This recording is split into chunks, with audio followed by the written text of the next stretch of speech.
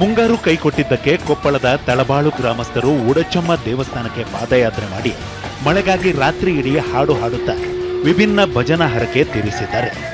ಇನ್ನು ರಾಯಚೂರಿನ ಕಾಲಿಬೆಂಚಿ ಗ್ರಾಮಸ್ಥರು 50 ಕಿಲೋಮೀಟರ್ ಪಾದಯಾತ್ರೆ ಮಾಡಿ ತುಂಗಭದ್ರಾ ನದಿಯಿಂದ ನೀರು ತಂದು ದೇವರಿಗೆ ಜಲಾಭಿಷೇಕ ಮಾಡಿದ್ದಾರೆ. ಇತ್ತ ಬೆಳಗಾವಿಯಲ್ಲಿ ಭೀಕರ ಬರಗಾಲಕ್ಕೆ 51 ಟಿಎಂಸಿ ಸಾಮರ್ಥ್ಯದ ಹಿಡಕಲ್ ಡ್ಯಾಂ ಸಂಪೂರ್ಣ ಖಾಲಿಯಾಗಿದೆ. ಹಿನ್ನೀರಿನಲ್ಲಿ ಮುಳುಗಿದ್ದ ಹುಣ್ಣೂರಿನ ಐತಿಹಾಸಿಕ ವಿಠ್ಠಲ ದೇಗುಲ ಈಗ ಭಕ್ತರಿಗೆ ಸಂಪೂರ್ಣವಾಗಿ ಗೋಚರಿಸುತ್ತಿದೆ. ಇನ್ನು ಕಲಬುರಗಿಯ ಅಫ್ಜಲ್ಪುರದ ಬಿದನೂರ ಗ್ರಾಮದಲ್ಲಿ 6 ರಿಂದ 7 ಸಾವಿರ ಜನಸಂಖ್ಯೆಗೆ ಕೇವಲ 2 ಬಾವಿಗಳಿದ್ದು ಮಹಿಳೆಯರು 106 ಅಡಿ ಆಳದ ಬಾವಿಯಿಂದ ಜೀವದ ಹಂಗು ತೊರೆದು ನೀರು ಸೇದುತ್ತಿದ್ದಾರೆ. ರಾಜ್ಯದಲ್ಲಿ ತೀವ್ರ ಬರ ಇದೆ. ಜಲಾಶಯ ತುಂಬುವವರೆಗೆ ರೈತರು ಬೆಳೆ ಬೆಳೆಯಲು ಹೋಗಬೇಡಿ ಎಂಬ ಸಿಎಂ ಡಿಕೆ ಶಿವಕುಮಾರ್ ಹೇಳಿಕೆಗೆ ವಿಪಕ್ಷ ನಾಯಕರು ಕೊತ ಅಂತಿದ್ದಾರೆ. ಸಿಎಂ ಪ್ರಬುದ್ಧತೆಯಿಂದ ಮಾತನಾಡಲಿ. ಈ ಬೇಜವಾಬ್ದಾರಿಯುತ ಮಾತುಗಳು ಅನ್ನದಾತರ ಆತ್ಮಸ್ಥೈರ್ಯವನ್ನ ಕುಗ್ಗಿಸುವ ಕೆಲಸ ಮಾಡಿವೆ ಅಂತ ಬಿಜೆಪಿ ಅಧ್ಯಕ್ಷ ವಿಜಯೇಂದ್ರ ಅಸಮಾಧಾನ ವ್ಯಕ್ತಪಡಿಸಿದ್ದಾರೆ. ರೈತರು ಬಹಳ ನೀವು ಪ್ರೆಷರ್ ಬಿಲ್ಡಪ್ ಮಾಡಕ್ ಹೋಗ್ಬೇಡಿ. ನಿಮ್ಮ ಬೆಳೆಗಳಲ್ಲಿ ಹಾಕೊಳ್ಬೇಕಾದ್ರೆ ಈ ನೀರನ್ನು ನಂಬಿಕೊಂಡು ನೀವು ಬೆಳೆ ಹಾಕೊಳ್ಳಕ್ ಹೋಗ್ಬೇಡಿ.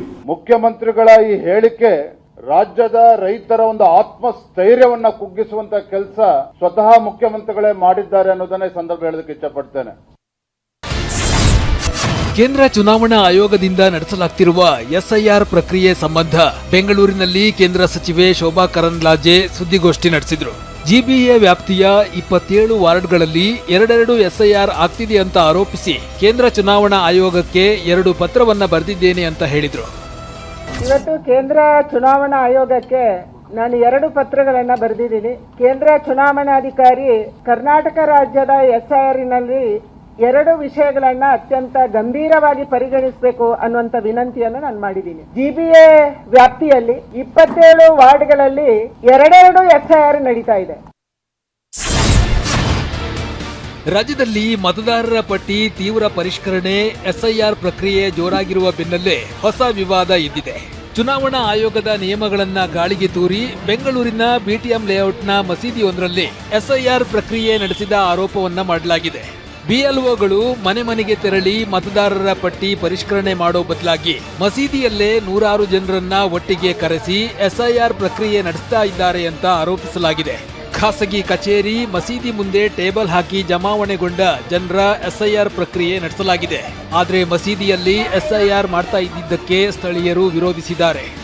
ಇತ್ತ ಹಾಸನದ ಬೇಲೂರಿನಲ್ಲೂ ಕಲ್ಯಾಣ ಮಂಟಪದಲ್ಲಿ ಬಿಎಲ್ಒಗಳು ನಿಯಮ ಉಲ್ಲಂಘಿಸಿ ಎಸ್ಐಆರ್ ಪ್ರಕ್ರಿಯೆ ನಡೆಸಿದ್ದಾರೆ. ಕನ್ನಿಕಾ ಪರಮೇಶ್ವರಿ ಕಲ್ಯಾಣ ಮಂಟಪದಲ್ಲಿ ಎಸ್ಐಆರ್ ನಡೆಸಿ ಪ್ರಶ್ನಿಸಿದವರಿಗೆ ಬಿಎಲ್ಒಗಳು ಉಡಾಫೆ ಉತ್ತರವನ್ನ ನೀಡಿದ್ದಾರೆ. ಮನೆ ಮನೆಗೆ ಬರಲಾಗಲ್ಲ, ಇಲ್ಲೇ ಬಂದು ಪಾಲ್ಗೊಳ್ಳಿ ಎಂದಿದ್ದಾರೆ. ಇನ್ನು ಹುಬ್ಬಳ್ಳಿಯಲ್ಲಿ ಮನೆ ಸರ್ವೆ ಬದಲು ಅಕ್ಷಯ್ ಪಾರ್ಕ್ ಗಣೇಶ ದೇವಸ್ಥಾನ, ಮಾವಳ್ಳಿ ಫ್ಲಾಟ್ ತುಳಜಾಭವಾನಿ ದೇವಸ್ಥಾನದಲ್ಲಿ ಎಸ್ಐಆರ್ ಪ್ರಕ್ರಿಯೆ ನಡೆಸಲಾಗಿದೆ. ಇತ್ತ ಕೋಲಾರದ ಕುರುಬರಪೇಟೆಯಲ್ಲಿ ಬಡಾವಣೆ ಜನರನ್ನ ದೇವಾಲಯದ ಆವರಣದಲ್ಲಿ ಒಂದೇ ಕಡೆ ಕೂರಿಸಿ ಎಸ್ಐಆರ್ ನಡೆಸಲಾಗಿದೆ. ನಿಯಮ ಉಲ್ಲಂಘಿಸಿ ಮಸೀದಿ, ಶಾದಿ ಮಹಲ್ಗಳಲ್ಲೂ ಎಸ್ಐಆರ್ ಅರ್ಜಿ ನೀಡಲಾಗ್ತಿದೆ ಅಂತ ಕೇಂದ್ರ ಸಚಿವೆ ಶೋಭಾ ಕರಂದ್ಲಾಜೆ ವಿಡಿಯೋ ರಿಲೀಸ್ ಮಾಡಿದ್ದಾರೆ. ಅದನ್ನ ನಾವು ತೋರಿಸ್ತಾ ಇದ್ದೀವಿ.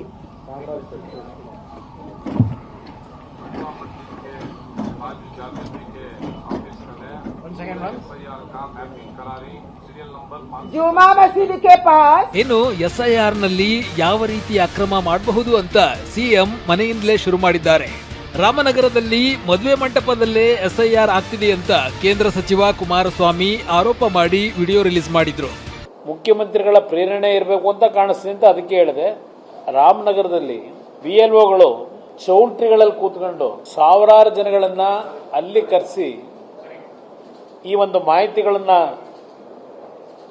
ಚೌಲ್ಟ್ರಿ ಕೂತ್ಕೊಂಡೇ ಮಾಡ್ತಾ ಇದ್ದಾರೆ. ಪ್ರತಿ ಮನೆಗೆ ಹೋಗಬೇಕಾದಂಥದ್ದು. ರಾಮನಗರದಲ್ಲಿ ಕಾಂಗ್ರೆಸ್ ವಿರುದ್ಧ ಹರಿಹಾಯ್ದ ಎಚ್ಡಿ ಕುಮಾರಸ್ವಾಮಿ ರಾಜ್ಯದ ಹಲವೆಡೆ ಎಸ್ಐಆರ್ ಪ್ರಕ್ರಿಯೆಯಲ್ಲಿ ಅಕ್ರಮವಾಗ್ತಿದೆ, ಕಾಂಗ್ರೆಸ್ ಸರ್ಕಾರ ಅಧಿಕಾರಿಗಳನ್ನ ದುರ್ಬಳಕೆ ಮಾಡಿಕೊಳ್ತಿದೆ ಅಂದ್ರು. ಇನ್ನು ದೊಡ್ಡದಾಗಿ ಭಾಷಣ ಮಾಡುವ ರಾಹುಲ್ ಗಾಂಧಿ ಇಲ್ಲಿ ಬಂದು ನೋಡಲಿ, ಪಕ್ಷದವರು ನಾಯಕರು ಎಷ್ಟು ಬಂಡರು ಅಂತ ಗೊತ್ತಾಗುತ್ತೆ ಎಂದು ಕಿಡಿಕಾರಿದ್ರು. ಕೇಂದ್ರ ಸಚಿವ ಪ್ರಹ್ಲಾದ್ ಜೋಶಿ ಮಾಧ್ಯಮ ಪ್ರಕಟಣೆ ಹೊರಡಿಸಿದ್ದಾರೆ. ರಾಮನಗರ ಎಸ್ಐಆರ್ ಪ್ರಕರಣದಲ್ಲಿ ರಾಜ್ಯ ಸರ್ಕಾರದ ನೇರ ಹಸ್ತಕ್ಷೇಪವಿದೆ. ಈ ಬಗ್ಗೆ ತ್ವರಿತ ಮತ್ತು ನಿಷ್ಪಕ್ಷಪಾತ ತನಿಖೆ ಆಗಬೇಕು. ಬಿಎಲ್ಒಗಳ ದುರ್ಬಳಕೆ ಕಾನೂನು ಬಾಹಿರ. ಈ ಪ್ರಕ್ರಿಯೆಯಲ್ಲಿ ಬೃಹತ್ ಅಕ್ರಮ ನಡೆದಿದ್ದು, ಇದು ಪ್ರಜಾಪ್ರಭುತ್ವದ ಆಶಯಕ್ಕೆ ದ್ರೋಹ. ರಾಜಕೀಯ ಲಾಭಕ್ಕಾಗಿ ಮತದಾರರ ಪಟ್ಟಿಯನ್ನ ತಮಗೆ ಬೇಕಾದಂತೆ ತಿರುಚಲು ಸರ್ಕಾರ ಉನ್ನತ ಮಟ್ಟದಿಂದಲೇ ವ್ಯವಸ್ಥಿತ ಸಂಚು ರೂಪಿಸಿದಂತಿದೆ ಅಂತ ಪ್ರಹ್ಲಾದ್ ಜೋಶಿ ಮಾಧ್ಯಮ ಪ್ರಕಟಣೆಯಲ್ಲಿ ಆರೋಪಿಸಿದ್ದಾರೆ. ಬೆಂಗಳೂರಿನಲ್ಲಿ ಫುಟ್ಪಾತ್ ಒತ್ತುವರಿ ಕಾರ್ಯಾಚರಣೆ ಮುಂದುವರೆದಿದೆ. ಜಯನಗರ ವ್ಯಾಪ್ತಿಯ ಜೆಪಿ ನಗರ ಮುಖ್ಯ ರಸ್ತೆ, ವಜ್ರಮುನಿ ರಸ್ತೆ, ಬೆಂಗಳೂರು ದಕ್ಷಿಣ ನಗರ ಪಾಲಿಕೆಯ ಉತ್ತರಹಳ್ಳಿ ಮುಖ್ಯ ರಸ್ತೆಯಲ್ಲೂ ತೆರವು ಕಾರ್ಯಾಚರಣೆ ನಡೆಯಿತು. ಮನೆ ಮುಂದೆ ವಾಹನ ಪಾರ್ಕಿಂಗ್ ಮಾಡಲು ಹಾಕಿದ್ದ ಶೆಡ್, ಫುಟ್ಪಾತ್ಗಳಲ್ಲಿ ನಿರ್ಮಿಸಲಾಗಿದ್ದ ಚಿಕ್ಕ ಮನೆ, ಮರದ ಸುತ್ತ ನಿರ್ಮಾಣ ಮಾಡಿದ್ದ ಕಟ್ಟೆಯನ್ನ ಜಿಬಿಎ ಅಧಿಕಾರಿಗಳು ತೆರವು ಮಾಡಿದ್ರು. ವಿಜಯನಗರದಲ್ಲಿ ಒತ್ತುವರಿ ತೆರವು ಕಾರ್ಯಾಚರಣೆ ವೇಳೆ ಅಧಿಕಾರಿಗಳು ಹಾಗೂ ವ್ಯಾಪಾರಿಗಳ ನಡುವೆ ಮಾತಿನ ಚಕಮಕಿ ನಡೆಯಿತು. ಇತ್ತ ಮೈಸೂರು ಬ್ಯಾಂಕ್ ಟು ಮೆಜೆಸ್ಟಿಕ್ ರಸ್ತೆಯುದ್ದಕ್ಕೂ ಪೆಟ್ಟಿ ಅಂಗಡಿಗಳನ್ನ ತೆರವು ಮಾಡಲಾಯಿತು. ಬೆಂಗಳೂರು ಉತ್ತರ ಪಾಲಿಕೆಯ ವಲಯ 2ರ ವ್ಯಾಪ್ತಿಯಲ್ಲೂ ಜಿಬಿಎ ಸಿಬ್ಬಂದಿ ತೆರವು ಕಾರ್ಯಾಚರಣೆ ನಡೆಸಿದ್ರು. ಫುಟ್ಪಾತ್ ಒತ್ತುವರಿ ತೆರವು ಸಮರ್ಥಿಸಿಕೊಂಡ ಸಚಿವರು ಏನೇ ಆದರೂ ಫುಟ್ಪಾತ್ ಒತ್ತುವರಿ ತೆರವು ನಿಲ್ಲಿಸುವುದಿಲ್ಲ ಎಂದಿದ್ದಾರೆ. ಬೀದಿಯಲ್ಲಿ ವ್ಯಾಪಾರ ಮಾಡೋರು ಅವರೇನು ವ್ಯಾಪಾರ ನಿಲ್ಲಿಸಬೇಕಾಗಿಲ್ಲ. ಮೇಯ್ನ್ ರೋಡ್ ಬಿಟ್ಟು ಪಕ್ಕದ ರೋಡಲ್ಲೇ ಹೋಗಿ ವ್ಯಾಪಾರ ಮಾಡಿಕೊಳ್ಳಿ. ಮೇಯ್ನ್ ರೋಡಲ್ಲೇ ವ್ಯಾಪಾರ ಮಾಡುವುದೇನಾದರೂ ಮೂಲಭೂತ ಹಕ್ಕು ಇದೆಯಾ? ಪಕ್ಕದ ರೋಡ್ನಲ್ಲಿ ವ್ಯಾಪಾರ ಮಾಡಿದರೆ ಜೀವನ ನಡೆಯೋದಿಲ್ವಾ? ಬೀದಿ ಬದಿ ವ್ಯಾಪಾರಿಗಳೇನಲ್ಲ, ಎಲ್ಲ ದೊಡ್ಡ ದೊಡ್ಡ ಬಿಲ್ಡಿಂಗ್ ಯಾರೇ ಇದ್ದರೂ ಇವತ್ತು ಕೆಲವು ತೋರಿಸಿದ್ದೇನೆ. ಅಲ್ಲಿ ಮುಂದ್ಗಡೆ ಅಂಗಡಿನೇ ಕಟ್ಕೊಂಡು ಬಂದುಬಿಟ್ಟವ್ರೆ, ಅದೆಲ್ಲ ತೆರವು ಮಾಡಿ ಅಂತ ಹೇಳಿದ್ದೇನೆ. ಬೆಂಗಳೂರಿನಲ್ಲಿ 300 ಜನ ವರ್ಷಕ್ಕೆ ಪಾದಾಚಾರಿಗಳು ಸಾಯ್ತಾ ಇದ್ದಾರೆ ಆಕ್ಸಿಡೆಂಟಲ್ಲಿ. ಯಾಕೆ ಸಾಯ್ತಾ ಇದ್ದಾರೆ? ಫುಟ್ಪಾತ್ ಮೇಲೆ ನಡೆಯೋಕ್ಕೆ ಜಾಗ ಇಲ್ಲ, ರೋಡಿಗೆ ಬರ್ತಾರೆ, ಯಾವುದೋ ಗಾಡಿ ಬಂದು ಟಚ್ ಆಗಿ ಸತ್ತೋಗ್ತಾರೆ 300 ಜನ. ನಿಮ್ಮ ಫ್ಯಾಮಿಲಿಯಲ್ಲಿ ಯಾರಾದರೂ ಸತ್ತರೆ ನಿಮ್ಗೇನು ಅನಿಸುತ್ತೆ? ಅವ್ರಿಗೇನು ಉತ್ತರ ಕೊಡ್ತೀರಾ ಹಾಗಾದರೆ ನೀವು? ಸ್ವಲ್ಪ ನನಗೆ ಹೇಳಿ. ಜುಲೈ 2ರ ಗುರುವಾರ ರಾತ್ರಿ ಇಡೀ ಬೆಂಗಳೂರು ನಗರಾಭಿವೃದ್ಧಿ ಸಚಿವ ಕೃಷ್ಣ ಬೈರೇಗೌಡ ಸಿಟಿ ರೌಂಡ್ಸ್ ಹಾಕಿದ್ರು. ಈ ವೇಳೆ ರಸ್ತೆ ಕಾಮಗಾರಿ ಪರಿಶೀಲನೆ ನಡೆಸಿ ಚರಂಡಿ ವ್ಯವಸ್ಥೆ ವೀಕ್ಷಿಸಿದ್ರು.